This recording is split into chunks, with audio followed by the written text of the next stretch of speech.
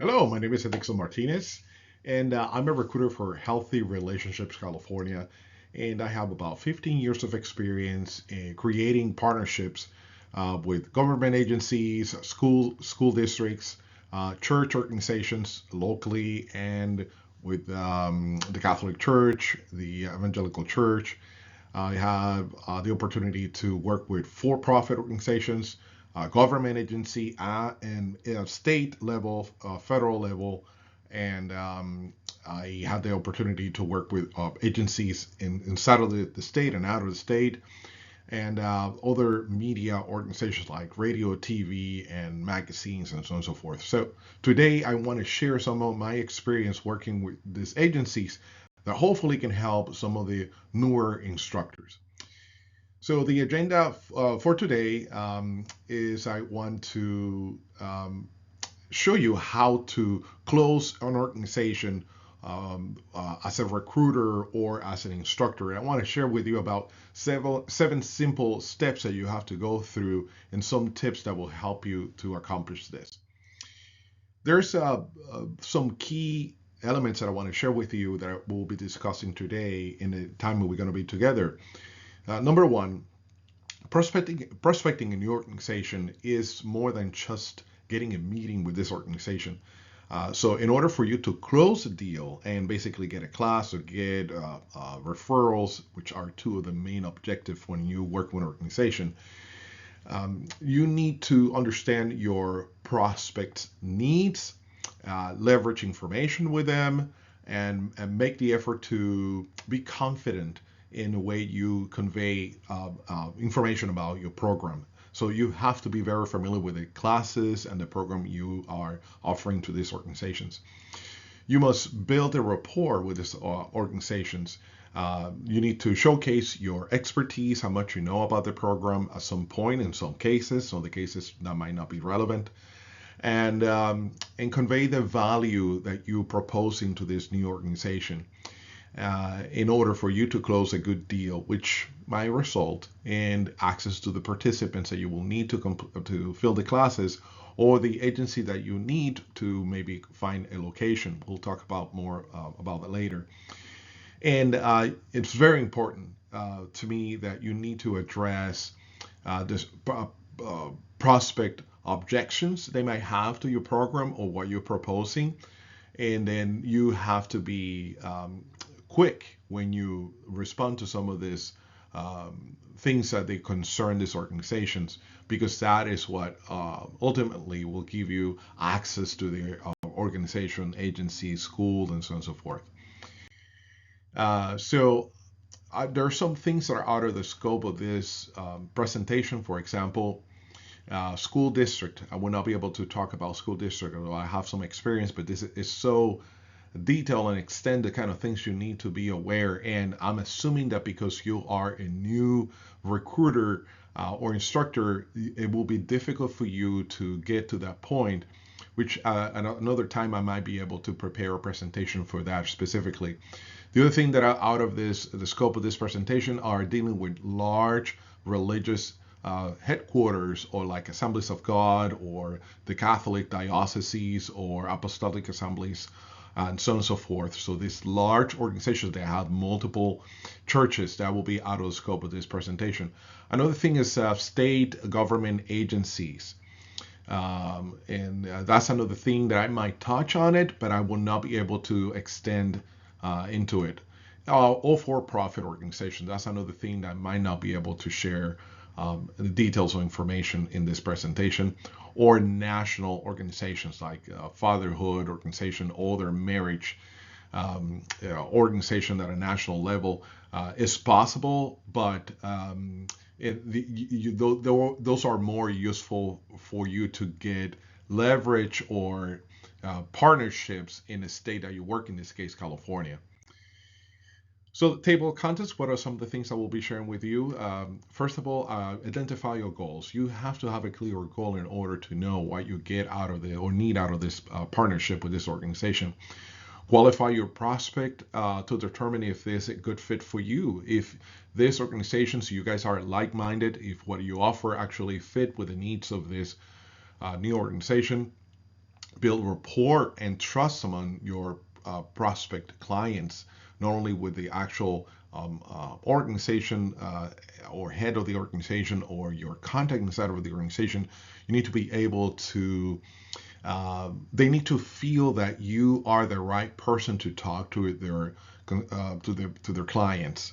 Very important. Understand your client's pain points. What I mean by that is what are the things that actually what they are going through or suffering, or what problems or potential problems they may have, that you might be able to provide a solution.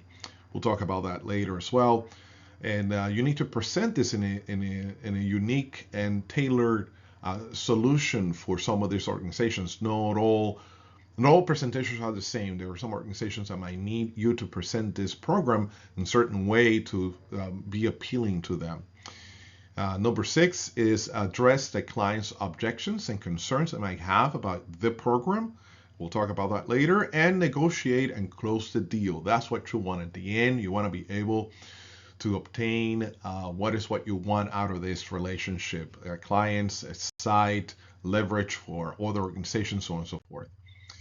So step number 1, identify your goal. Let's talk about that. What are some of the specific outcomes you are looking for? Okay. Do you need a location for your class? You need a classroom. What kind of classroom you're looking for? For how many participants you're looking for? 15, 20, 30.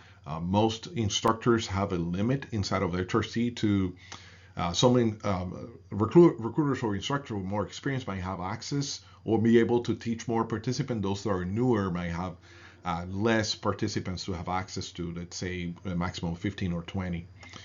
Do you need participants to fill a class? That might be one of your goals, not necessarily to find a location inside of the organization you're working with, but you probably need just leverage some participants, have access to these participants. And I'm going to go into details later on how to do that. Do you need leverage to gain access to another organization? I work with organizations that might not be exactly my right fit, but they gave me access to other organizations, schools, and so on and so forth. Sometimes let's say, for example, I was working with the schools for kids, and sometimes they gave me access to charter schools, or gave me access to other type of schools that is not exactly the school I was looking for, because it might be they might not have classrooms, or they might not have what I need, but they actually provided me with names and phone numbers, email addresses of other organizations that were a better fit for me. You must figure it out for them, then guide them to your needs. Some of these organizations don't know how they can partnership with you, so you have to be prepared. And I will share with you some of the preparation you need in order to talk to some of these agencies. So you basically have to figure it out before you sit with them. How is that you guys are going to work together? And like I said, I'm going to share a little bit later on so how you figure these things out before you sit down and talk to these people. For example, most conversations with leaders are like they don't know what the R3 Academy is. Talking about the HRC is, to me, sometimes serves me well when I'm talking to a state organization or a large organization. For smaller organizations, maybe they're not so interested in who the HRC is, but they will be definitely interested to know more about the R3 Academy. So you need to know what kind of information to relate based on the time and the kind of relationship you're trying to build. Step number 2, qualify your partnerships to determine if they are a good fit for you. How do you do that? Number 1, do you have access to your ideal participant? Build your participant's persona. In other words, have a clear understanding of what is the kind of participants you're looking for. For example, as you know, we have 2 programs, one for couples, one for fathers. In my experience, the average father that respond to our courses are low income, but not necessarily. In my case, I work mostly and closer to the Hispanic community.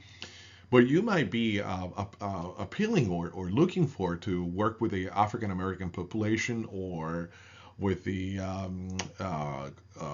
white, or any other culture or religion or so on and so forth. So you have to have in your mind how your ideal participant look like, so you know if this organization you're working with um, tailor or cater to that group, and and this will definitely it will increase the chances for you to obtain or get access to the type of participants you need for your classes. So it's very important that you have a clear idea. You want fathers, you want couples, you want what are the ages you're looking for. In average, they are between 25, 30, all the way to 55, 60. Sometimes I have grandfathers in my classrooms. That carry some challenges and pros and cons, but you need to see what you're looking for.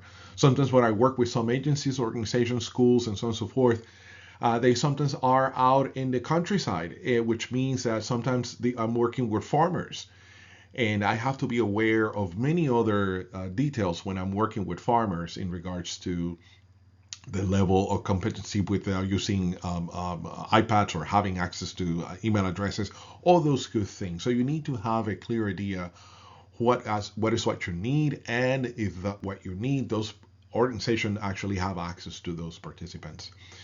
Do you have a suitable place to teach? That's one of the things you want to ask about this organization. Do they have classrooms or not? And if they don't have any classroom, do you have access to a classroom nearby that you can probably rent or borrow from this other organization? So those are the kind of things you need to be aware of before you sit down and talk to this person. And how do you know that? Sometimes you can go to their website. I will talk a little bit more about it, how to investigate a little bit more about this organization, going to their website, talking to someone inside of the organization about some of the things you want to know before you meet with the decision maker. Do they have enough space inside of this potential room they might have access to? Do they have access to at least seating for at least 20 participants, 30 participants? You don't want to crowd so many people inside of a classroom that people are uncomfortable to walk or move inside. And remember, you're going to need tables because you have books and the participant will need to write on space so they can sit down and meet with each other's face to face. Are the chairs suitable for that? Sometimes having participants for 2 hours sitting on a plastic or wooden chair might be uncomfortable. So be aware of the kind of sitting you're going to have. Is the classroom in a shape that is easy for you to present? I've been in situations where I have a pillar. I was in this classroom inside of this Catholic church. It was underneath the church, and in the very middle of the classroom they have this big old pillar, and I have to walk side to side so I could teach a class. If I knew that from the beginning and I would be more prepared, I might probably decide not to teach in that room.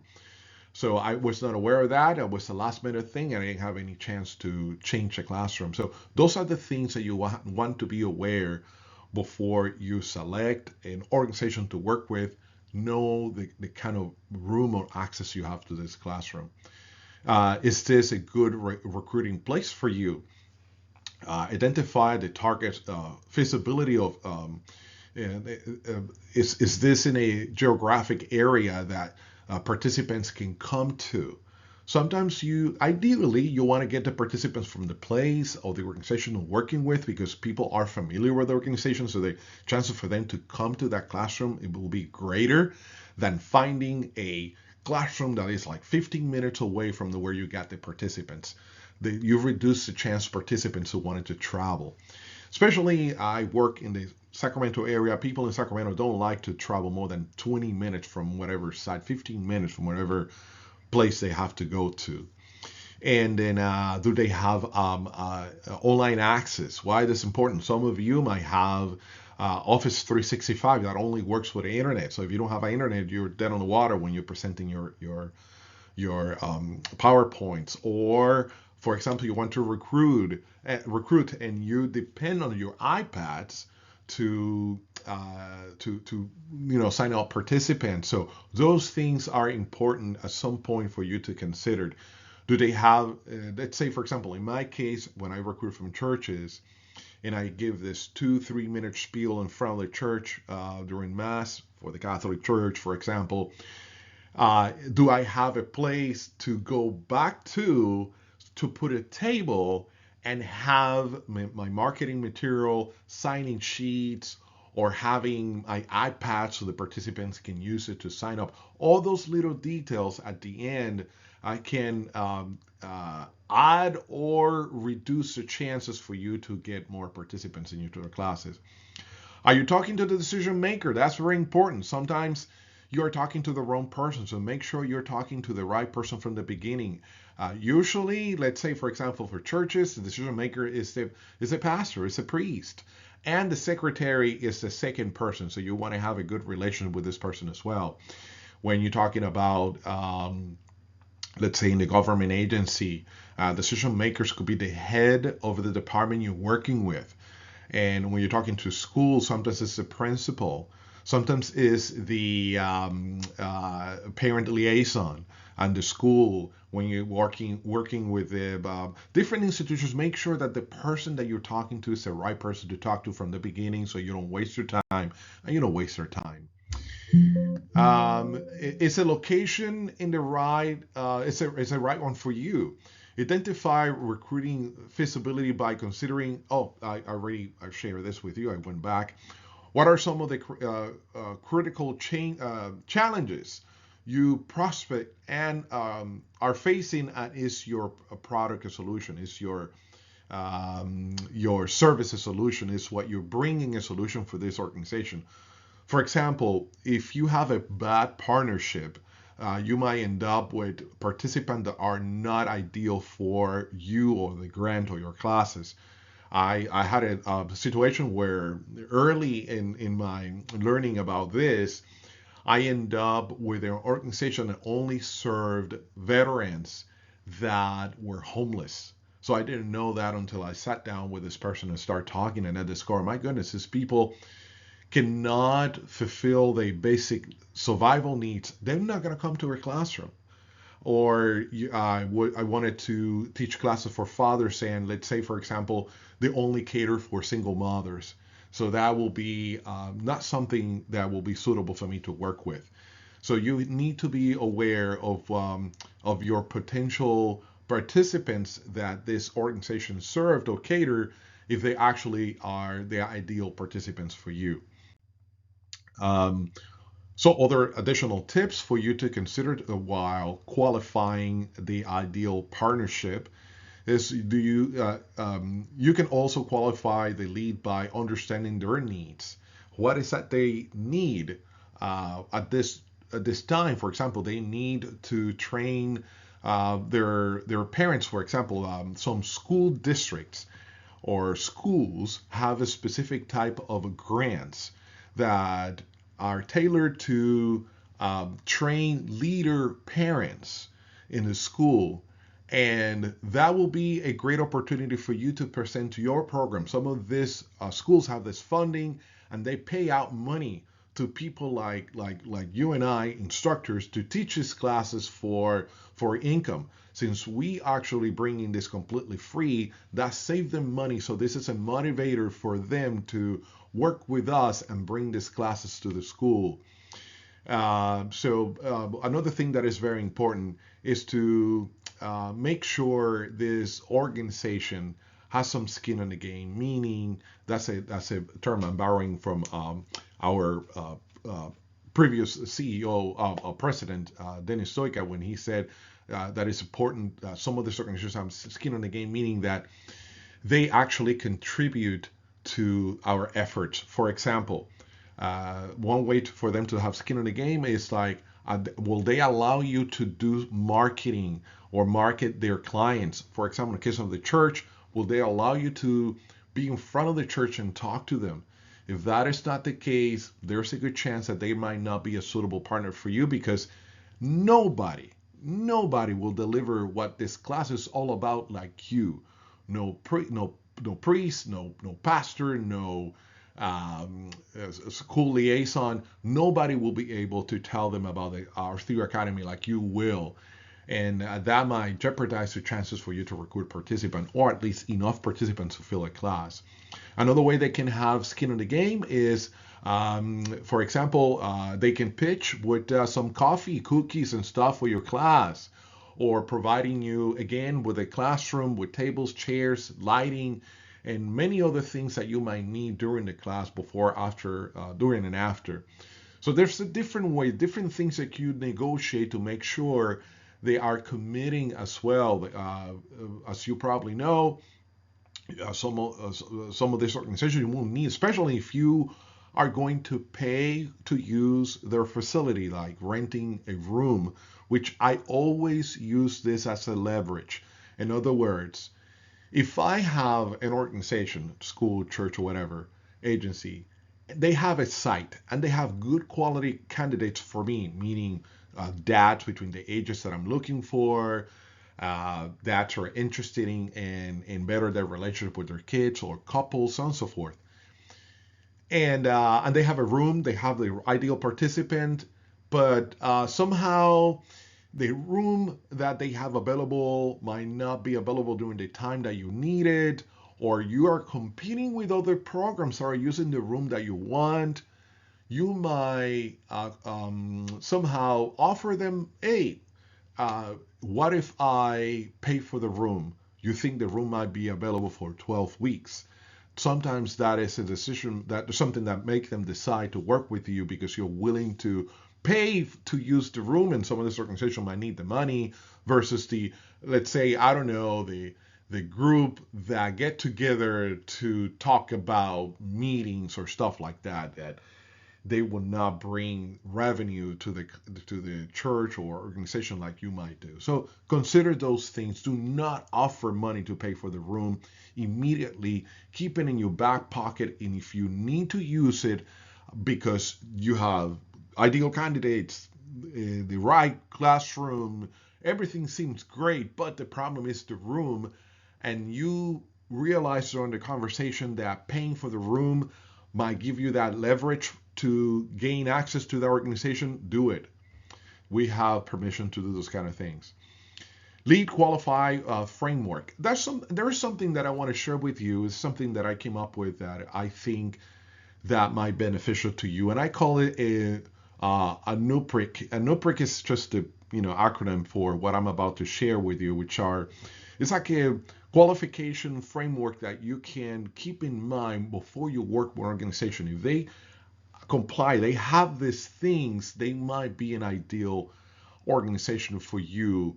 And for example, this model help you to decide based on budget.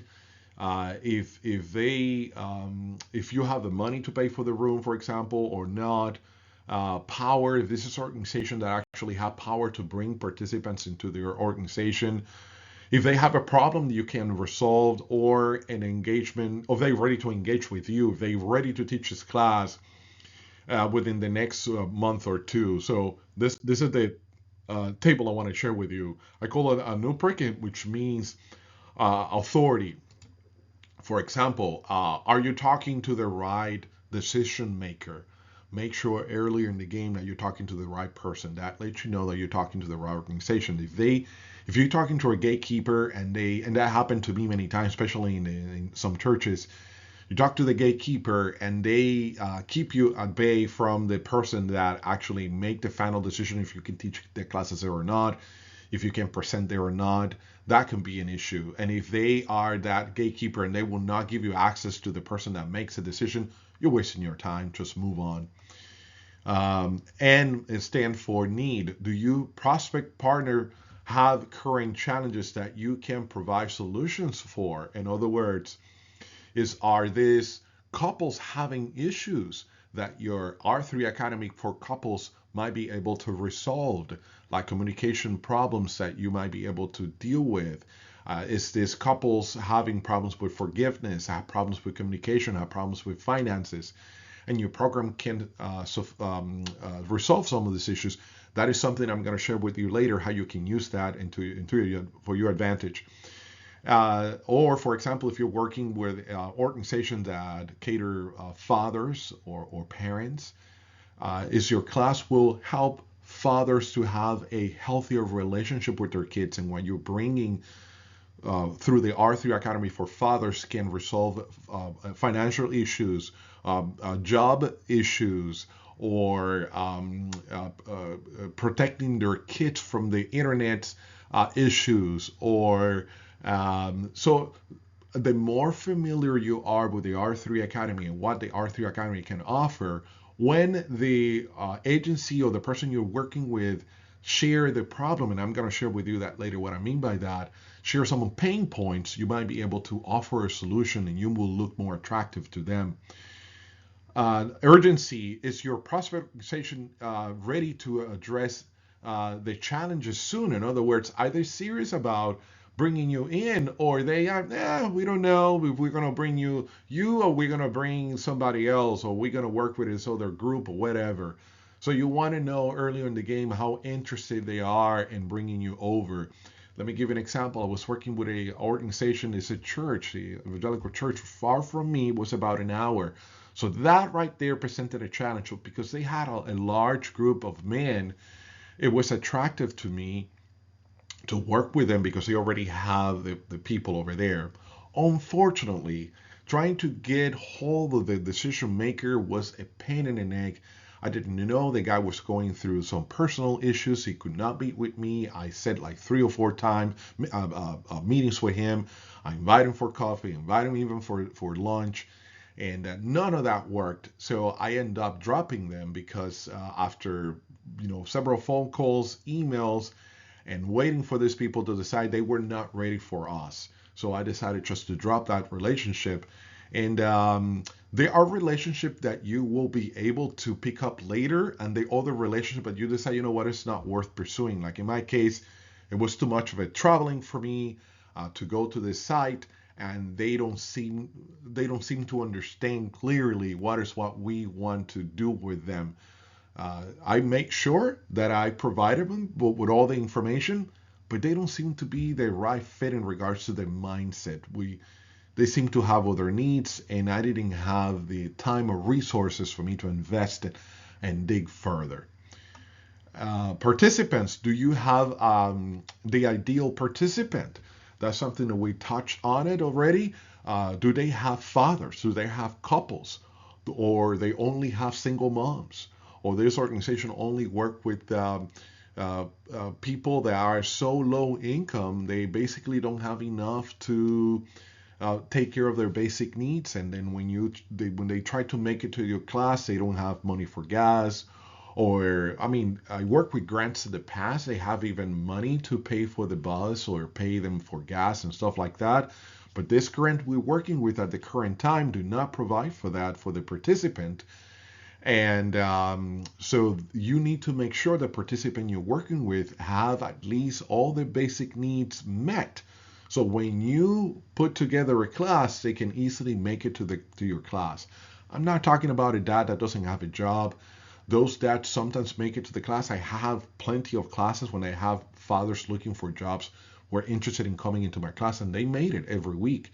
And that's what is important, to find locations that they have those two things. They have a source of participants and a location to teach. Because when you have those cases, it's easier for people, they're already coming to that organization, church, school, or whatever. So it's easier for them to come to your classes, is my point. Do they have room available to teach? I worked with churches in the past. They have large volume of participants, plenty. I was working with a church at some point, and they have over 5,000 people that visit them every Sunday, or at least every week. And I mean, a large amount of people. Unfortunately, the church was so big and has so many needs, they didn't have rooms to meet. And I didn't have any room nearby for me to rent. So that is something that I put in a back burner for some time while I figured out where I'm going to bring these people to come into the classroom.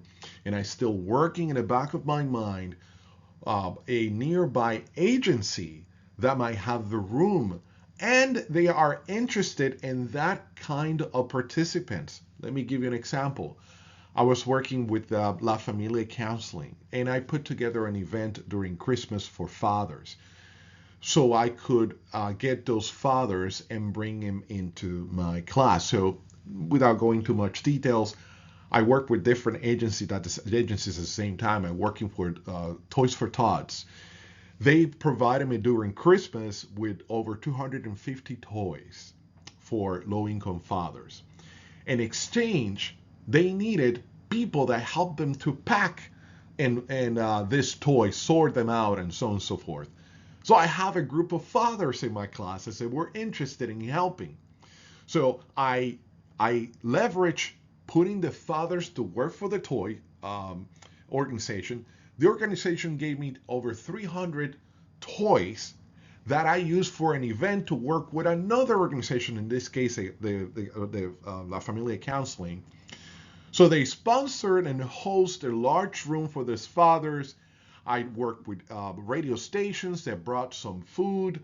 I worked with different agencies that supported me with different things. And I had an event when I sponsor and I worked with all these agencies at the same time. It was a success. Thanks God, it was a success. And I have all these files. I end up with a good number of participants. And the agency was interested in all these fathers coming into their programs because they have other programs they want to pitch them for. So while the parents were there to pick up the toys, this agency that lent me the room told them about their own program. So it was a win-win for everybody. So those are not easy to come along, and they require a lot of planning. But in my experience now, they become easier every time I do them. So sometimes my point is that the organization might not have the room, but they might have other things that you can work with in regards to identifying the pain. What is the result of not doing anything, or not doing not working with you? So it is important during your conversation with this decision maker, at some point after they share all these issues they have. Let's say, for example, I work with pastors that tell me, "Well, Ed, these couples they need a lot of forgiveness. They cannot forgive each other. And they basically, when they don't forgive each other, they fight with each other, they don't come to church. And then the church suffer." But I utilize that information toward the end of my negotiation with them about rooms or about teaching this class at the time that I would like to teach the class. Let's say, for example, they seem like not too convinced of teaching this class at the time that I wanted. I asked them, "Hey, I think it's worth it for you to work with us so you can help those couples in pain right now, because it's something that will benefit the church. A healthy families inside of the church make a healthy church that will result in people coming into the church." I don't state the obvious, which is tithing. This is something that the church don't want to miss. But I don't have to share that, but I say, you know what, you want to make sure those families actually keep coming into your church. So that's the kind of things I say based on the pain points they share with me. Do the same thing with schools. You can do the same thing with other agencies. After you listen to their pain points, which I'm going to share a little bit later in more detail, then you can use that as a, "Hey, don't you want to fix this problem? You know, we are the solution. So consider this and allow us to use your room, or allow us to present to your participant, or allow us access to your database, or allow us to market this material to your participants." And the last one is commitment. Is the leader or contact committed to promote your classes? This is key, especially when you're working with churches. At the beginning, when I started it, I kind of didn't pay much attention to this, and I paid the price. So I don't want you to pay the price, meaning if the pastor will not allow you to announce this from the pulpit, don't waste your time. You might be working with the illusion that the church want to work with you, but if they are not willing to tell everyone, or at least allow you to tell everyone about it. Like I said before, nobody will tell people about the R3 Academy like you do. You are the instructor. You know exactly what's in the class. You know exactly how to help these participants. So trust anyone else to do that for you, or the pastor saying, no, sorry, in our church, we don't allow people to announce classes from the pulpit or give announcements. We only do it this other way, whatever. You run the risk of not getting any participant from that church. If you don't have the buy from the pastor or the priest, or, I mean, you need them to actually, after you give the announcement, even to support you, saying, hey, this is a great class. I want you guys to go. Encourage the pastor, encourage the priest, encourage the leaders to go to your class and show them the value of coming to your class. You're going to be better equipped to provide counseling to your with the skills you learn to provide counseling to the people you work with.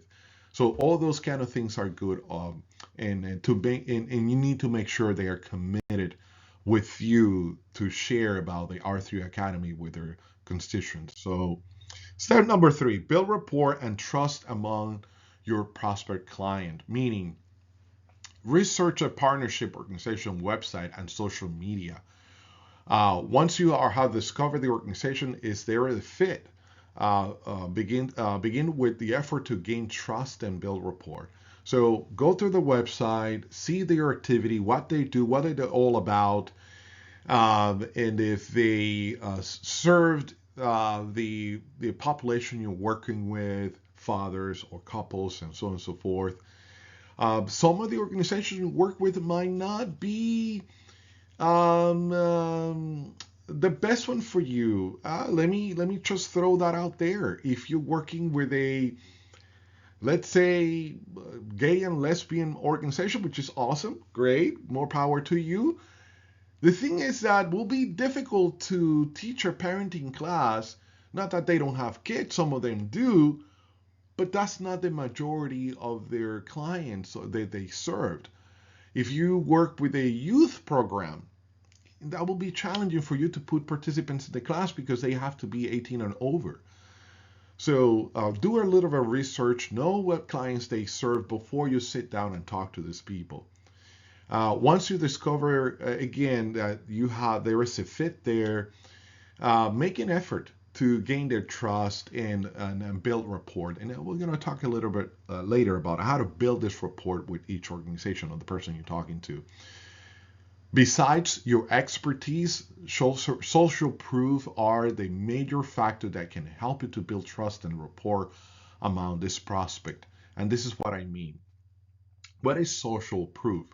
Social proof is a psychological concept that people are influenced in their decision making by other people, compelling them to act with social norm or expectations. That's the definition. So what that actually means to you and I is telling them that you work with other organizations like them.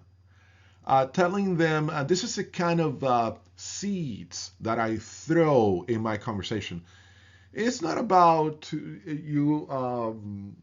bragging about I work with such and such person or whatever.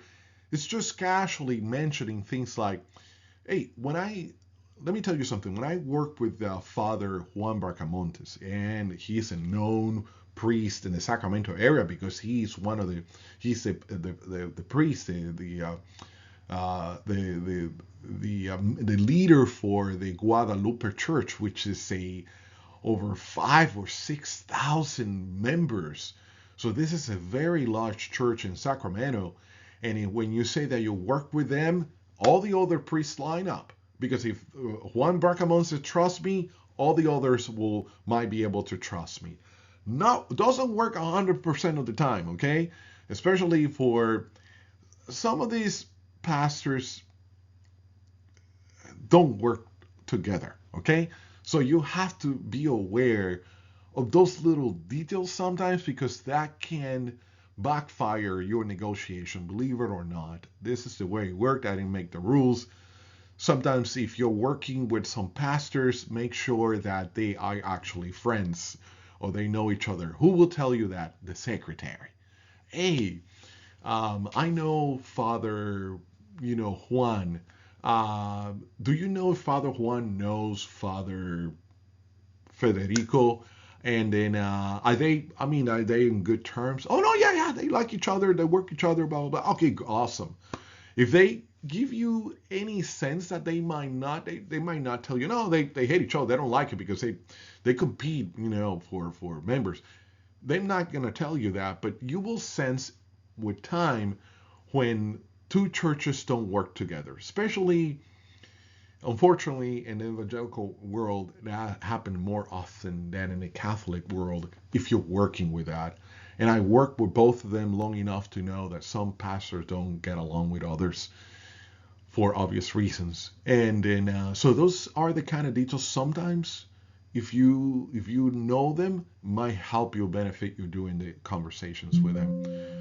Um, for example, you can if you're working with an agency or a media outlet, like I did a few times.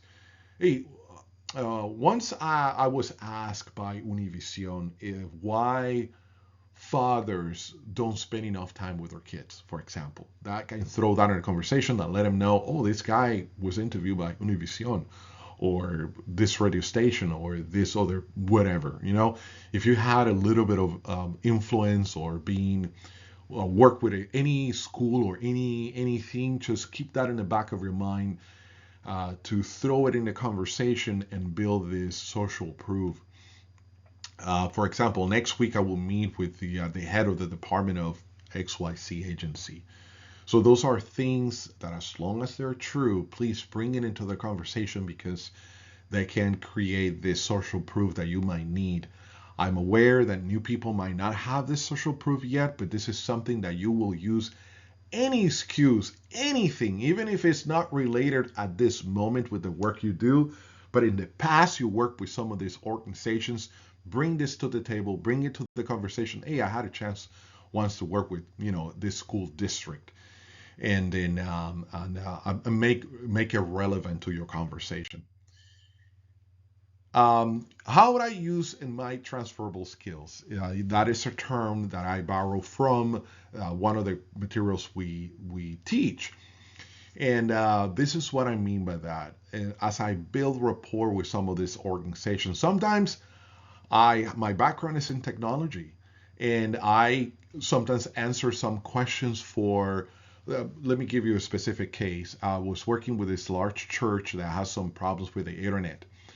So I casually ask, "Hey, what is the problem they are having?" Oh, this is disconnected. We don't have any internet here, and we would like to. One of the things we want to do is this is one of the pain points. Okay, one of the things we want to do, says the pastor, is we want to be able to go through the internet, but right now we can't because we don't have cameras, we don't have anything like that. Okay, good. So sound, pastor, that you would like to first of all be online and present some of this your preaching on online. Have you considered XYZ? Have you sometimes you can start small with a small camera, and after you build some rapport with the audience and you have enough people watching you, maybe you can better your camera. So I spent about 30 minutes going online and searching some of the cheapest cameras they can use for that purpose, connected to a laptop and to a tripod, and in a good microphone, and that's it. And that was enough for them. They were really happy with that idea. So you don't have to, give them a lot of information, but that's something that you can use. Little things of your past experience doing other things that you hear some of the pain points and you might be able to give them some tips and advice. Sometimes I had the opportunity to coach. I did some exchange. I say, Pastor, or father, if you have any couple that have problems right now, I might be able to, if they are in big trouble, I might be able to settle this situation for a little while, and then I cannot really, really coach them because I'm, especially if they're coming to my church, I'm sorry, to my classes. But if they're not coming to my classes, I might be able to help them with a session where I can serve as a coach using my skills. I am not providing any psychological counseling or any clinical counseling of any kind. All I'm doing is, in a few seconds, is teaching them how to use, for example, empathic listening. And I changed the name on purpose. I don't call them power listening because I don't want to associate anything from the R3 Academy with anything I could do to help the church. So I do these little things on the side that sometimes give me leverage or allow me to gain access to the pastor favor so they can work with me. Connecting with them with other organizations is one of the things I've done in the past. Some organizations are in need of something, and I say, hey, I know this other program, organization, or whatever that can help you. There's a lot of organizations that I connect them with 211. They are not familiar with what 211 is all about, the motor vehicle or whatever. Some of these organizations there are not aware of the services of other organizations, and because I've been around, in a few working with a few organizations, I'm familiar with the programs and the things they serve. So I connect them with each other, and they appreciate those kind of things, and that again gives me leverage. I try not to go too deep into some of these things because I do not want to deviate or I don't want to get distracted from my main goal, which is participants or location. When you succeed in providing an exceptional experience to their clients, members, you end up with a loyal partnership. This is what I mean. One of the main goals for partnership is making sure their clients are well served.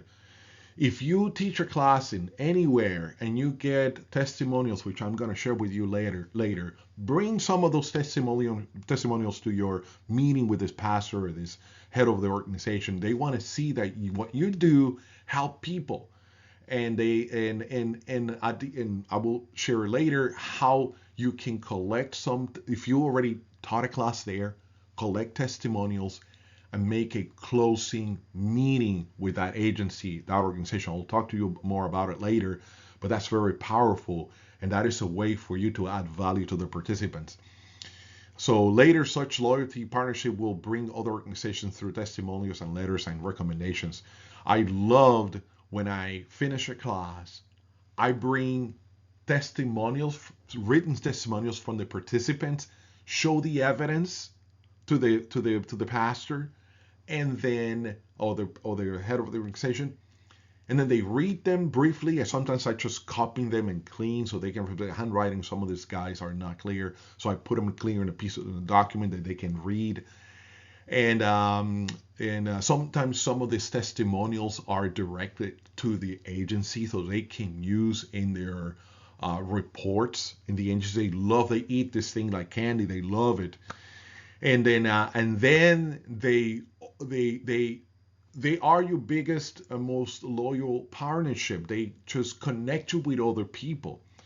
So that's something that you can consider. Example of a letter. Two things I want to share with you really quick is I have some templates of some letters that you might be able to use. If you're interested, just email me. At the end, I will give you my email address so you can email me or call me, and I might be able to send you templates that I created throughout the years for pastors, for head of agencies, for schools, and so on and so forth, for decision makers that are tailored to ask them to provide me after their relationship is I don't want to say over, but when I finish a class and I give this closing meeting with them to tell them, hey, we finished a class, we actually graduated 15, 20 participants, and these are the testimonials. Thank you very much for allowing for this. By the way, who else should know about the R3 Academy? That is the perfect timing for me now that they saw the results for them to be happy to recommend me or provide me with a recommendation letter. Right now, I have two on the works right now. I have two pastors that I provide them with a template. Make this easy. These are people that are extremely busy. You don't make them think. So give them a template and say, hey, pastor, edit this the way you want it, and then just change whatever, but please use this as a template. And make sure that I use words from the testimonials that the participant provided me. I included it in this letter, and I make my letter shine for the next person. And it's true. Whatever I put there that make me look like a big deal came from the testimonial from the participants. He's very professional. He's very understanding. He answered my questions.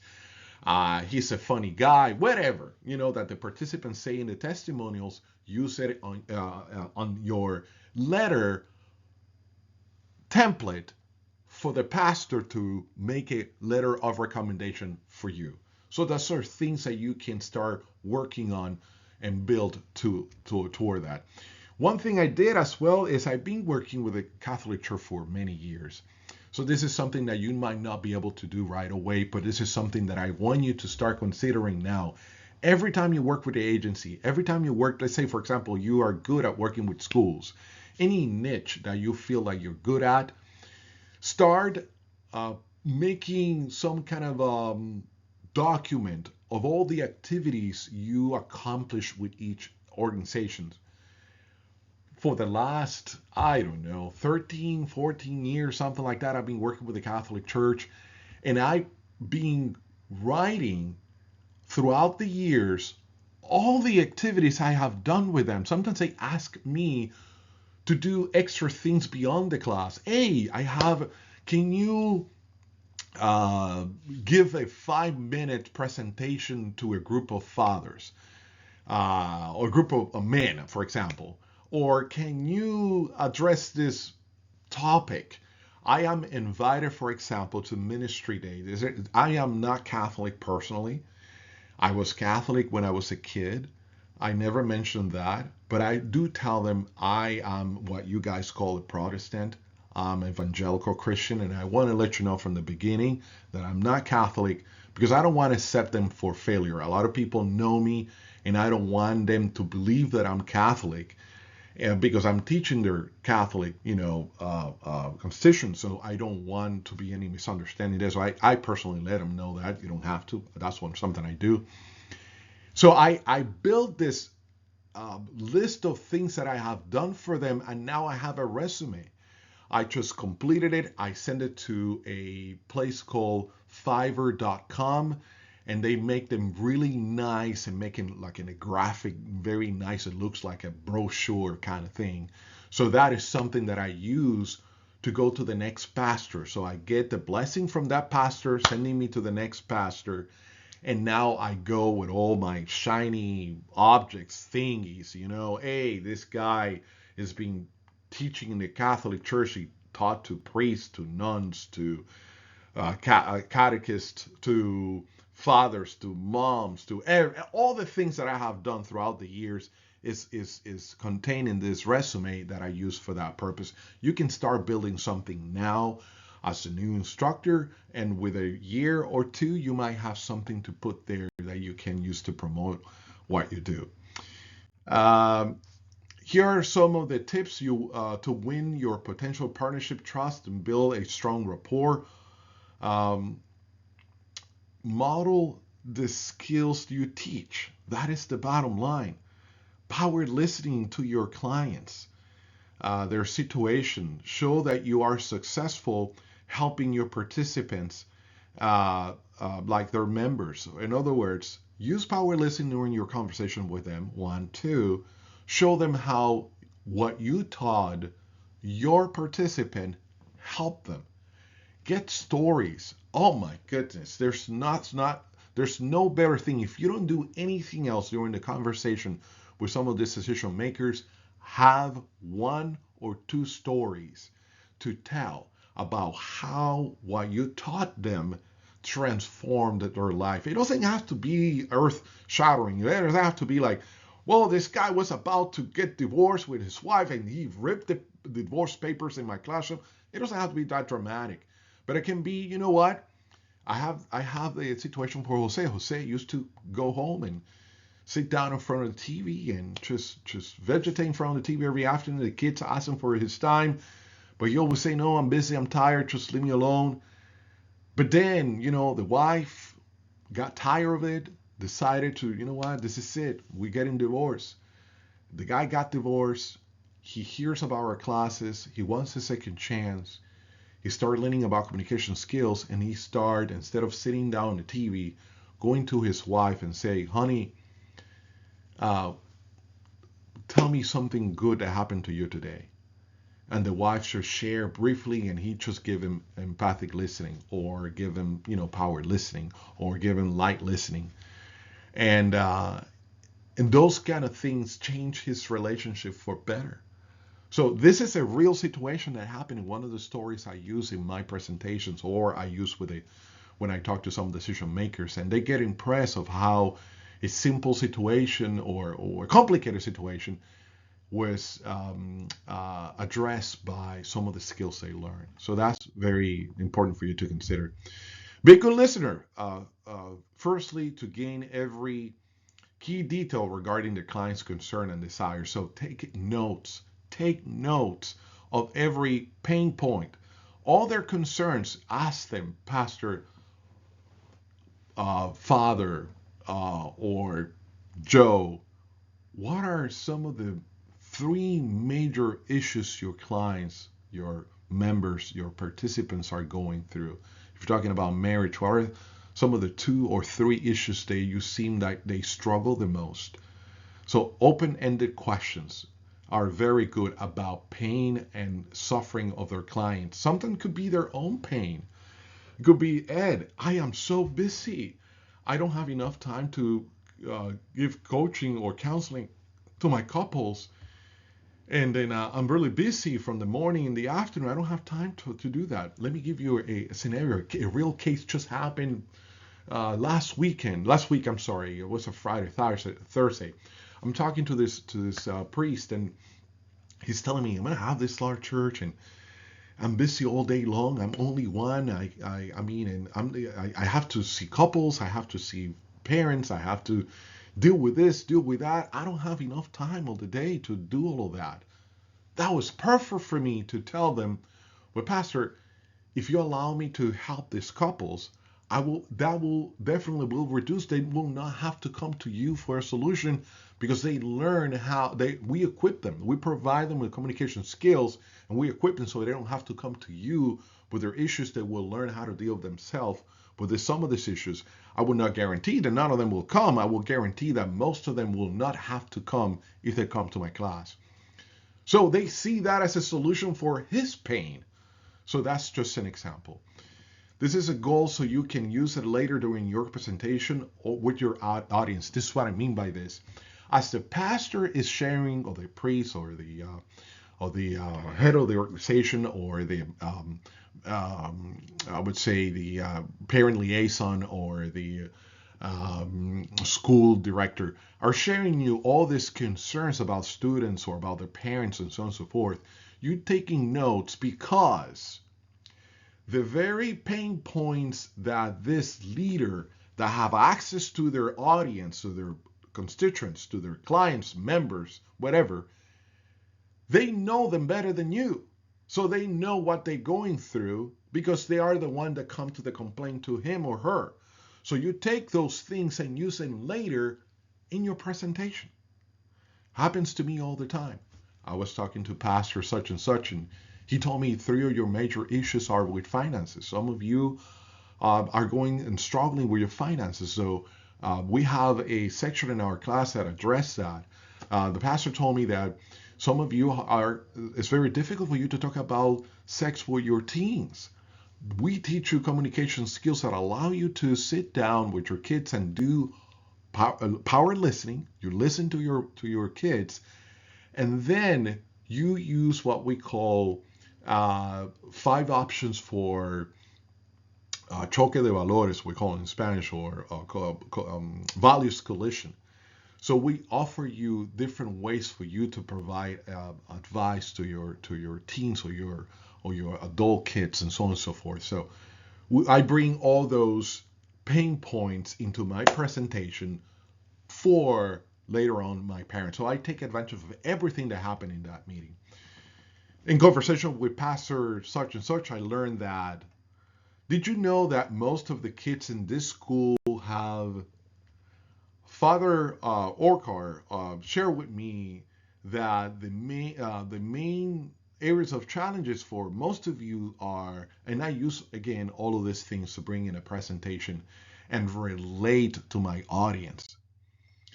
Step number 4, understand your client's pain points. Again, try to get detailed knowledge about their prospect organization. What is the one thing you think this organization does best for your client? So you want to know more about the organization.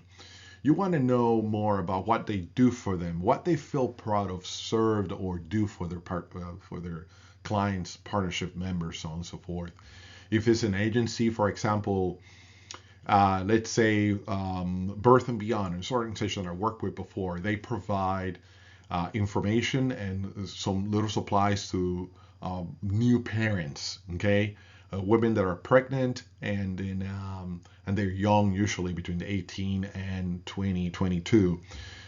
So, so one of the things they feel proud of providing for them is information so to help them to either care for the baby and so on and so forth.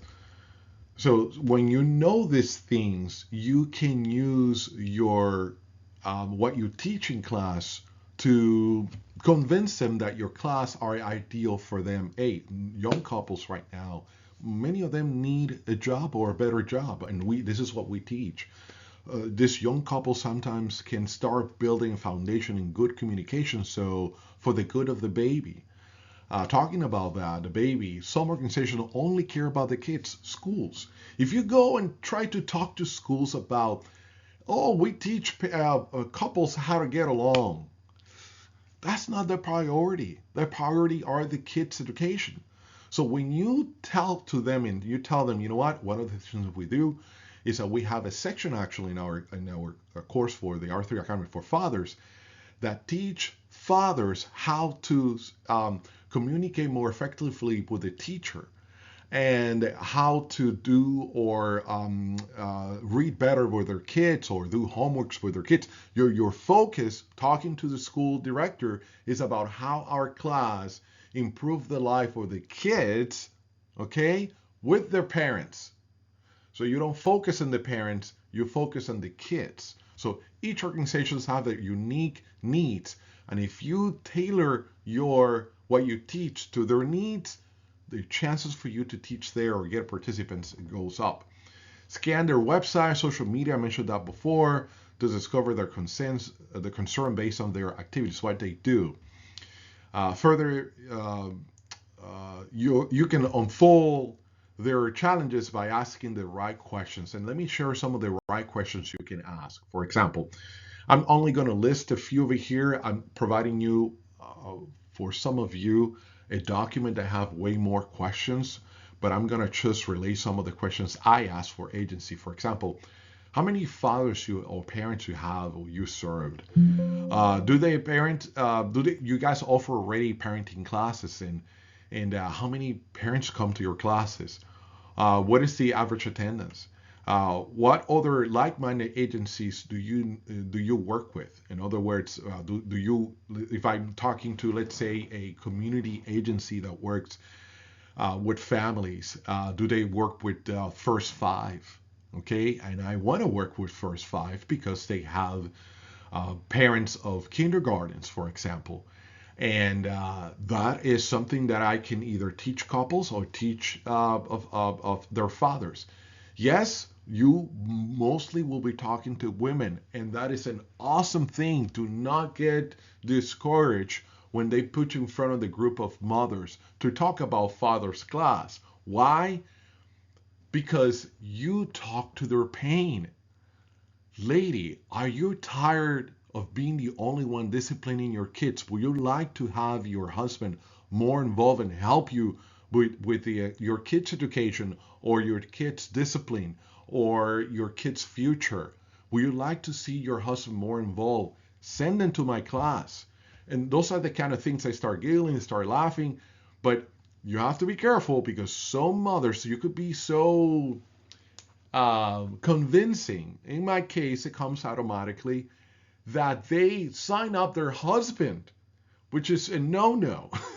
I tell them, lady, remember, you cannot sign up your husband. He or your partner the father of your kids, they have to do it. It happens over and over and over every time I go to these events, and I don't have control over who's in the audience. And many times, especially in a large crowd, and some of the mothers get so, wives get so excited about the classes and seeing their husband there that they sign them up and they don't even have an idea they were signed up for the class. Happened. So be careful with that. Who else should know about the R3 Academy? That is my number one question to go once I finish a class and I do what I called a closing meeting. After I finish a 3-month class, sit down with the decision maker that allow me to get into that organization. I give them a report of how many people graduated, some of the testimonials, some of the appreciation letters they wrote for the organization. I can share some of those templates with you if you care. And then at the end, I ask, after they heard all these amazing things about the R3 Academy and what they did for their clients or their members, then I ask, all these great things happening for your clients, who else should know about this? And they are happily to think about, oh, you should talk to Father XYZ. You should go to this school, organization, or whatever. They will give you access to leverage or organization you never thought about. It happened to me often. What are some of the challenges your clients face the most? That's one of the things you want always to keep in the conversation, and make sure that you ask more than once. Because remember, you're digging for this information because it's valuable for you, not only to be able to sell the R3 Academy during the conversation with your potential solutions, but those are valuable during your presentation if you make it to address their constituents or their clients or their members, to later on share some of these things that you know they're going through. When you talk to their pain, they respond. How can I access your client? I flat out, I asked them, hey, how I'm going to be able to access your clients? How am I going to be able to access your members? How can I talk to them? You can ask this in different ways, but at the end, how I'm going to talk to your people? I mean, I'm allowed to send emails, touch cards. Am I going to be able to put a poster here or there or whatever? And I'm going to be able to call them, and I'm going to be able to have access to a database. And I'm going to be able to address them personally, one-on-one, in groups, in classes, are you having a seminar, a workshop coming up that I can talk to, an event, an activity, a table I can put somewhere. So think about these possibilities, your goal. How can I, the instructor, recruiter, talk to these people to make sure they make it to your class? Don't rely on them relaying this information. By comprehending their needs, you can provide a tailored solution accordingly. We briefly talked about that. By comprehending their needs, you can provide the solutions. Talk about the R3, address some of the most issues that the clients are having with a solution. They have a problem, a solution. They have a problem, a solution. So the more familiar you are with what you teach, the easier it will be for you to address any issue they might have. Remember, they're not going to bring you issues about computer. They're not going to bring you issues about how they will immigration issues. You don't deal with that. So they're not going to tell you, well, yeah, they have a bunch of immigration issues, so yeah, that's a pain point. No, they usually are familiar with what you're bringing. They mostly will bring issues you might be able to address. So keep that in mind. Skills like effective communication, conflict resolution, financial literacy, employment training, and screen time management for their parents are some of the courses, training opportunities that you can offer as a solution for your clients. So keep this in your front burners when you are talking with some decision makers and organizations. Step 5, present unique and tailored solutions. After discovering some of the prospect pain points, and I'm talking a lot about these pain points because that is your main thing. If you managed to discover pain points and address pain points, you have a almost guaranteed location or access to clients because you are resolving an issue. One thing I tell my participants all the time during my classes, who is the individuals that you think that make the most money?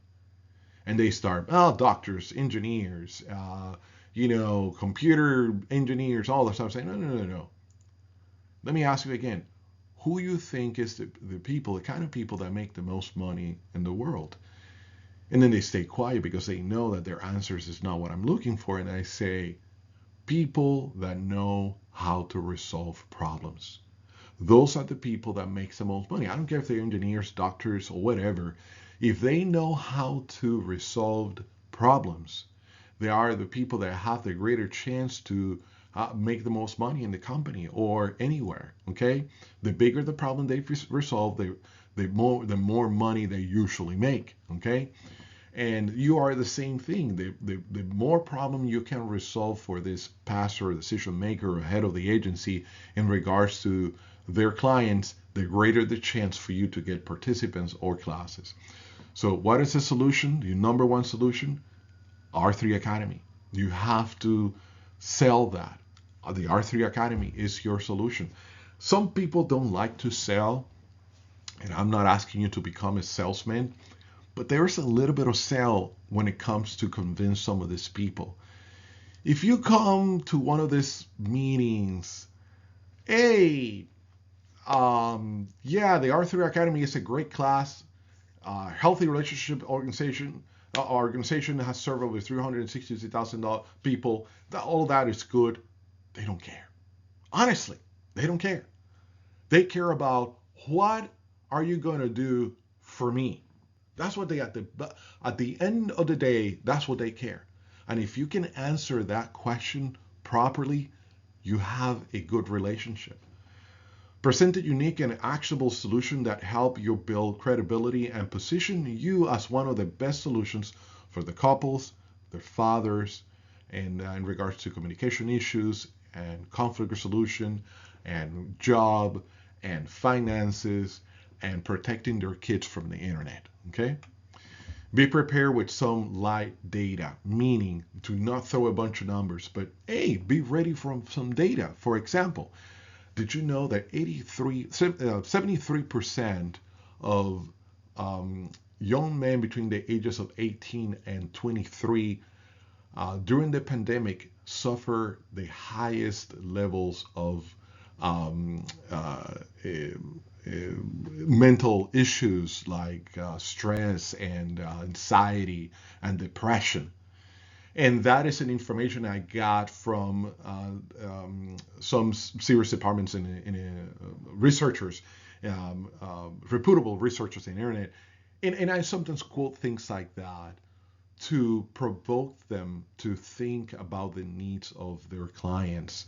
Or, for example, 97% of our participants walked out of our classes with better understanding of communication skills. Of a lot of our parents, most of our parents have spent more time with their kids. So those kind of data of like things are always useful in your presentation. Refer to relevant case studies and use your knowledge and network to develop effective solutions. In other words, bring one of your, again, stories, cases, things that if they didn't happen to you, maybe they happened to a coworker. Let me give you an example. I use one of Bento's, I was in one of Bento's classes in the Bay Area, and Bento is telling the story of that I use often, where some of the students he had at some point were engineers making a lot of money, and one of them said, you know what, I don't have any problem making money. The problem is that I don't know where this money goes. And this is something that most people can relate. And when you share that with a decision maker, things click in their mind. Man, it's not about making a lot of money. It's that a lot of people don't know how to budget for their money. They don't know how to keep more money on their side. They don't know how to pay their bills. You, again, present yourself as a solution, and the R3 Academy provide that solution. Step 6, We almost done here. Closing a class or recruiting deal can hardly be a smooth process. So do not think that, especially you starting, that you go to your first agency, your first school, your first endeavor, and you're going to close a deal. It rarely happens. Very rare. I can ask any recruiter, any instructor with more than 5 years of experience, 3 years of experience, hey, how many participants you have in your first class? Most people will tell you a handful of them. 3, 5, 4 participants the first time they taught a class. How many people you had to meet the first time to get your first class put together? They all, if they're honest, will tell you most of the time they have to go through 2 or 3 or 4 before they got a real valuable relationship with a organization that provided them with a classroom and participants. So that takes time. Be patient. But the more you do it, the better you get.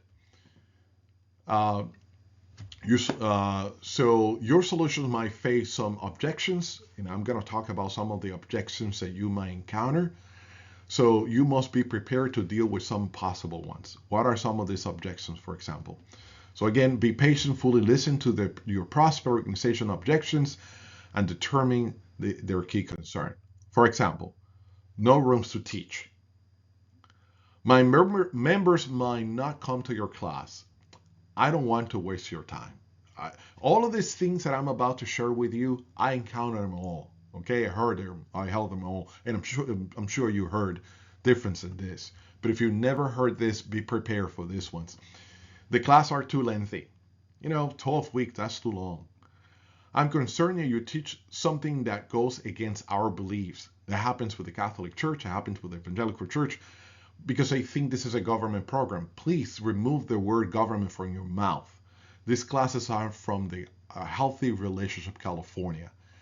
The government only provide the funding. So you don't have to mention the funding. Don't mention government. Don't mention federal government. Sometimes it sounds like pretty cool, they are putting the money, so you can get this for free. No, it works against you. So do not mention government, especially when you work with a religious organization. You don't have to, okay? If they ask, you have to say the truth, okay? They're not even mention federal government, just mention the Department of Human Assistance and Families. That's it. If you want to memorize the grant, more power to you. I don't the grant number. I don't have to. I hardly mention none of that stuff. All they care is what is the R3 Academy and what can you do for me. If they ask, which is rare, and it happened, usually from agencies, who provide your funding? They're always curious because they hear this is so great, so awesome. They want some of it. How can we get it for ourselves? Is what is in the back of their mind. And you tell them, because it will be nearly impossible for them to get it. It took us years for us to get some of this funding.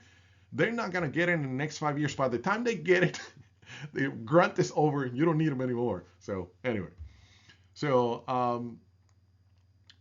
we don't want to be investigated by the government. That I heard that before. Hey, you bring it. So that's the reason I don't mention government. I don't mention federal government. None of that stuff. But timing for your classes. We're having right now a bunch of events and activities. We don't have enough members or clients for your classes. Okay, too many requirements. You guys ask too many questions. One of my members, clients, students, whatever, told me that you guys ask too many questions. Your questionnaire has too many personal questions. That's another one I heard. Do you guys teach about marriage? This is not a question you're going to get from the church. This is a question I got from a government agency. Some government agencies don't care about marriage. They care about the keyword relationships.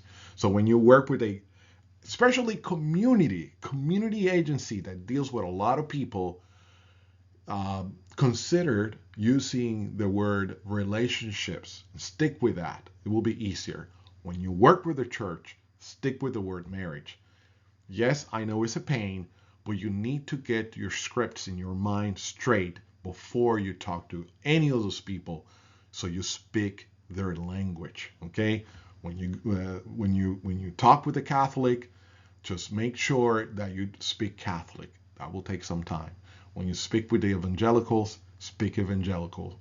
And again, you don't have to be a hypocrite. You don't have to be false. You don't have to be like, weird about it. You just need to be aware. You don't want to go to a priest and tell them, for example, I don't know. Uh, Let me give you an example. I once met with a leader in the Catholic Church, and I invited her to a Starbucks. That was a no-no. And that almost cost me that relationship. Why?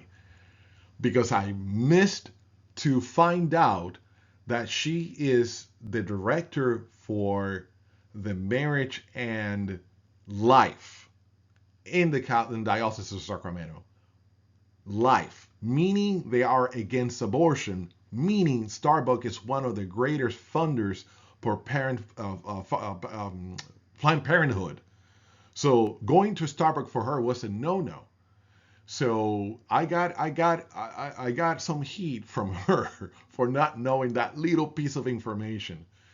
And if I go to a pastor and I say, for example, the term in Spanish instead of in prayer is kind of a generic in English, but in Spanish, you cannot say to a pastor, evangelical pastor, vamos a rezar, porque o el rezo o lo que sea. They know immediately you don't know what you're talking about, because the word we use in the evangelical world is prayer or oración. Okay, we don't say rezar, because rezar belongs to the Catholics. So again, sorry I mentioned this now, but those again are little details that if you start becoming aware, you can use it on your favor. Okay, that's my point. Okay, so I would not be able to address all of this for lack of time, but I'm just going to address some of the main ones here. For example, no room to teach. No problem, Pastor.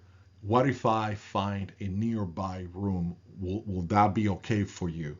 So address every issue. Every issue they might have, you have an answer.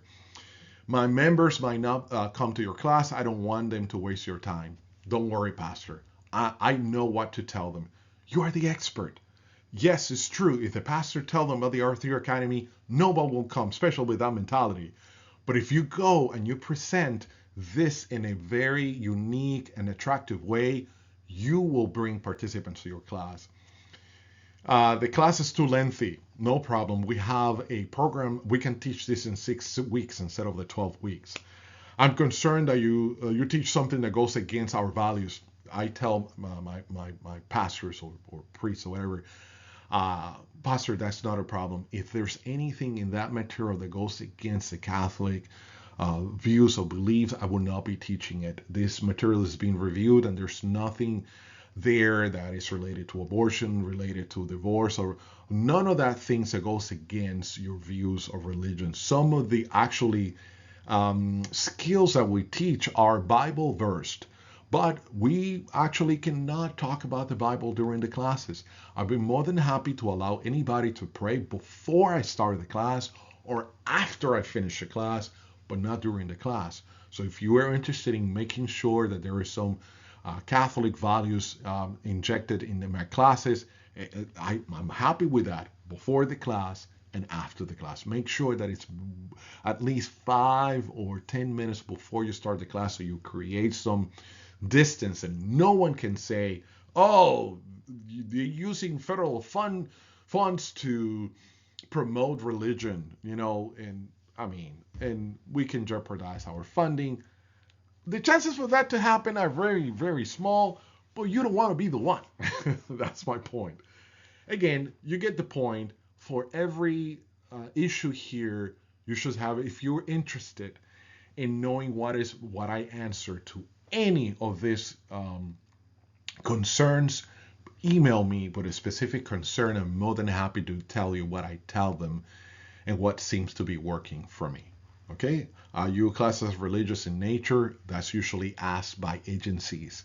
because they hear that I teach a lot of these classes in churches. They ask me, hey, where do you teach much of the classes? I mostly teach them in churches. Are these classes has religious in it? I said, no, there's no religion in any of the classes we teach. So on and so forth. Understand their objections truthfully, and ask if they have any other issue to proceed with the deal. So after you address all their concerns, all their issues, always ask. Bring that last piece of objection, that last barrier out of the way so they can say, yes, when can we start? Can we start a class this date? And have even your dates ready. You want to minimize the amount of times you visit with this person. This is a busy individual, and you want just to knock as much as you can in one meeting. Meaning, this is what we offer. This is the way we can resolve your problems.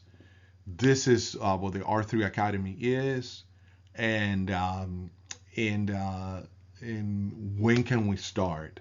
Okay, bottom line. And if you already come with 2 or 3 dates already written down, how do you do that? You can talk to Alfonso. Actually, look, you can talk to you can go to our monday.com and that might give you an idea. But basically, if you have some dates in mind, talk to email Luke and see if you can work something out. So you walked into this meeting with at least 2 dates that you can work with, so you can close the deal right there. You don't have to go back again. Your next step after you talk to the decision maker is talking to the person in charge of the rooms. If you're going to be teaching over there, if that's the deal, you want to get their email address and the phone number. And if you can somehow ask the pastor, can we bring this person into this conversation? Can we bring her into at least at the end? You need to make sure to close the deal and tie the knot. I had many cases that happened to me in the beginning, not anymore, where the secretary gave me a hard time even after the pastor or the priest say okay. They give me a hard time. Why? Because you're competing with a bunch of other programs and classes and whatever. They don't want to give out a classroom, so it's challenging for them. Some of them, so some of them will look for any excuse not to give it to you. Evaluate and consider the objections and produce some true solutions that solve their problem. Ask them if they are satisfied with your suggestions. You know what? This is okay. Can we do this or that? Or are you happy with did I address your concern completely? Okay. Step number 7, last step, negotiate and close the deal. If you don't close the if you just walk out of there just providing information, you've wasted your time and you wasted the time of this person. So be walking there with the end in mind. Your end is more participants, more classes. That's it. More classrooms, more leverage, more connections. You need to walk out of that meeting with any of those 3 or 4 things. But you cannot walk out of there with a future thing. And if you walk in there and they tell you that you discover that they're not a good fit, at the beginning, that's great, you're learning. After you've been doing this for some time and you discovered at the end of the conversation with them that they're not a good fit, that's on you.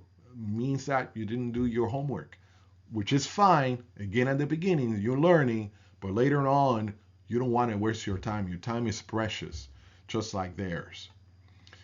Having a well-defined goal will help you to communicate your values proposition and finding a compatible partnership. If your goal is getting more participant, have that goal very clear. Who is the participant? Who are the clients? How you can get them? Bottom line, how can I get them sign up? In my experience dealing with churches, agencies, and school, it needs to start with a shared goal. You must have a shared goal. Their goal is to train their parents. That should be your goal. Their goal is to help their participants to get jobs. I'm working with an agency right now. It's a very unique situation. I'm working with a brand new agency right now, and they served kind of a off the wall kind of participant for me. I never thought of that because it's just happened recently. Some of the immigrants coming into the country from Venezuela, Colombia, wherever they're coming from, they're walking into Cal Sacramento and many other states, and there's a bunch of agencies with funding. They are helping these families paying for hotels, meals, transportation, a bunch of things. And one of the greater challenges is to get a job for these people. I just happened to know an individual that is coming to my church. He's part of this program, and I asked him, who's paying for this hotel for the entire family? Oh, this agency, whatever. And then at the beginning, I didn't thought much about it, but then I asked, tell me more about this agency. He started telling me more. I went online and started finding out that this agency, which I don't remember the name right now, it's a brand new one. Their job is to educate immigrants coming into the country about their immigration laws and do's and don'ts, and support them while they find a job, a stable job, and a place to live. And they have access to thousands of individuals, hundreds to not exaggerate, hundreds of individuals here in Sacramento. Perfect. They're families. They're my clients. As long as they have a car, or I can meet them at your place where they take the classes to know about immigration laws, I can teach them there. So I'm in the process right now of dealing with that, of me teaching these families, couples, or fathers, so they increase the chance of getting a job, increase the chance of having a strong family connection through the communication skills and so on and so forth. So I sell them all this stuff, and they're in the process to buy all of this. So some examples: when I visit a church, my goal is to get participants and, if possible, location where to teach the class. Identify their needs. Again, we talked about that before. Match the results of their needs with what you offer. Regardless of how good or beneficial the R3 Academy is, your client always will find a way to ask you for more negotiation. This is, to me, is key. Some of them ask for more. I mean, this is an awesome program. I mean, it's free. They don't have to pay for anything. If this couple will have to pay for these things, or this fathers will be a lot of money, they will not be able to afford it. And you're bringing this to them with books and even free money, all of that stuff. But they sometimes ask for more. And that's okay. For example, can you teach them somewhere else? What? You have the room. You have the participants. Why you want me to teach this somewhere else? Oh, we don't have, the rooms available for the time you want. Okay? Can you use the rooms upstairs? That doesn't seem like a big deal. But when you're carrying projectors, screens, computer, all your class stuff, books, and all that stuff, that's a pain in the neck. You don't want to teach in the second floor. Happened to me several times. At least at the beginning, and not so much at the beginning. Recently, I have to settle for that. Large church, nice room. It was a school next to the church that I'm working with, but I had to go to the second floor. No elevators. Oh my goodness, pain in the neck to bring all this stuff up and down the stairs. And when you're like me, that you like to cater and treat well your participants, something you carry with coffee machines and snacks and all that stuff, which they pay for. They pay for all the participants. I have a little bucket that each participant put money at the end of the class, and I use that money to buy cookies, buy bread, or buy whatever. So depending on how much they live inside of this little container, I buy these things. But those are the things. My point is, I need to bring all this stuff in, and I use a cart. But still a pain to do this in the second floor. And they sometimes ask, can you teach in the second floor? And sometimes you have to evaluate things. Sometimes you have to let go of the class because it's not worth it. Sometimes it's not worth it because the classroom is extremely far. That happens sometimes in school. And then sometimes there are very complicated layouts and you're only going to get like 5 or 6 participants.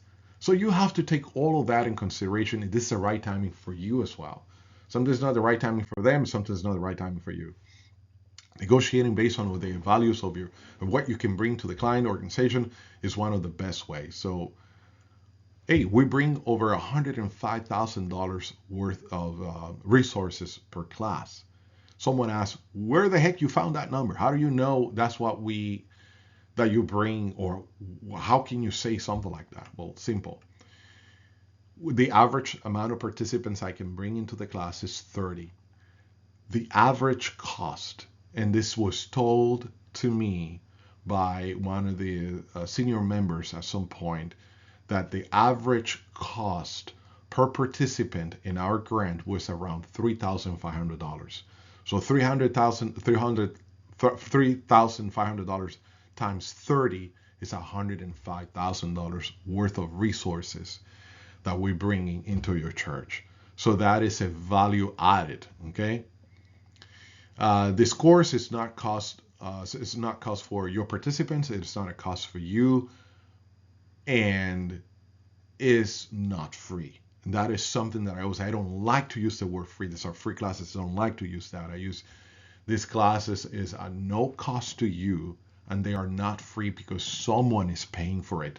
I never want to devaluate what I bring to the table. And one way that you can devaluate what you bring to the table really quick is just telling the participant or telling your organization that these classes are for free. Classes are not for free. These classes has a cost. You might not pay for that. Participant don't pay for that. The organization don't pay for that, but somebody's paying for that. And is the Department of Human Assistance pay for that, okay? Emphasize how you leverage your expertise and form a customized solution for the church, school, or agency. I am a 12, 3 years, 3 months, whatever number you want to give, years of teaching experience, teaching families. And I know I can help your fathers, or I can help your couples, your family, to obtain the necessary skills and then address some of the pains. In other words, have this script memorized during your negotiation with this organization so you add value to the negotiation. And you must be prepared with a high value proposition that can bring promising results to the members' clients. So leverage these points at the time of the negotiation. Use statistics or research results. Like I mentioned before, a high number of participants in our classes end up having a job or a better job. A high number, if you don't know the exact number, call Brickell in our organization, ask her, hey, in our, so far, can you tell me how many, there was a time, I'm not sure that they can do this anymore, but there was a time that they could provide statistics per classes. I believe this is valuable in some cases, other cases might not. But if you are working with a client that is going to provide you repetitive business, in other words, you have this large church, out of it, I don't know, don't quote me here, but these results vary. But for a church of at least 2,000 to 3,000 members, okay, which is a large Catholic church, you can squeeze at least 3 classes, 4 classes, up to 5 classes, no more than that. After a while, people stop coming. But you can always squeeze a small group and combine it with another church. So don't consider that if that church doesn't have enough participants, you can always connect 2 or 3 churches, and you can go with that to the next church. Hey, I talked to Pastor XYZ and he has 5 participants. I cannot teach a class with less than 15 participants, otherwise I run the risk to be canceled. But if I get another 3 or 5 participants from your church, I might be able to teach a class. And then you go with the same story to the next church.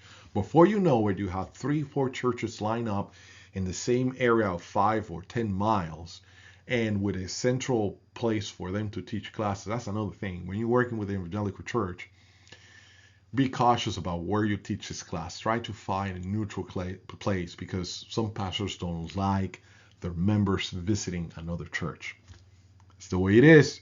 So you need to be aware of stuff like that so you can work with that. And that's just churches. Schools is a different scenario. Agencies a different scenario. So each group has unique sets of needs that you should be aware. Share testimonials at the beginning and at the end of the classes. That's what I mentioned before. So at the beginning of your negotiation with this pastor, share what were the results of your last class last time, especially the testimonial. Bring a copy of these testimonials. Again, if you need a template, I can provide them for you. Bring them to the negotiation meeting. This is some of the comments the participants make about the class, or how much they learn, or how their life were transformed. And when I say at the end of the class, is because when you do your closing meeting, please do a closing meeting if you want to squeeze one more class out of that place, or the following pastor, following church, or whatever, following school, whatever, following agency, whatever. So when you do that closing meeting with them, bring the testimonials from the class you just served at that agency, school, or church. And you show evidence that the participants benefited from your class. Understand the client's key needs.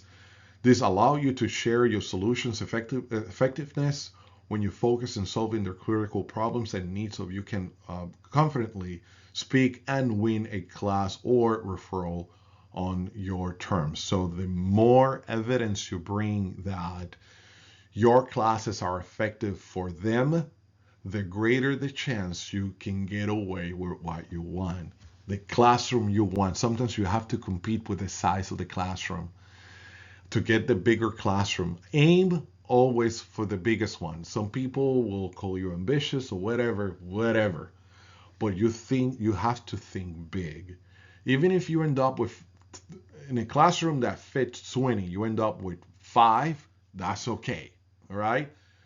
Because that you aiming to fill that room. That's your goal, is to fill that room. But if you have, this is the worst case scenario, is for you to have, I take the small room for 7 people, and you end up now with 15 participants. You're going to have to cancel your class or find another location. And that's more challenging. But if you have a bigger room and a small number of participants, still a win-win. I hope that makes sense. Focus on values you provide through the solutions. This is a deal breaker. So if you focus on the values you provide, the greater the chance for you, and the solutions, the greater the chances for you to close the deal. That will be your deal breaker. If you don't bring solutions to the table, to the needs they have, the pain points they have, you reduce your chances to get a good rapport with these people. I can tell you stories after stories after stories of failure situations where I did not address this thing, and I wasted my time and somebody else's time. But as soon as I became aware of this, things start improving for me and for any recruiter out there in our organization, or any organization will tell you that the key is addressing the issues of the organization or the client's organization, and the better and the more masterfully you can do this, the greater the chance you get to close the deal. Well, this is the time to close. This is the end. If this is a live presentation, I will be able to answer questions.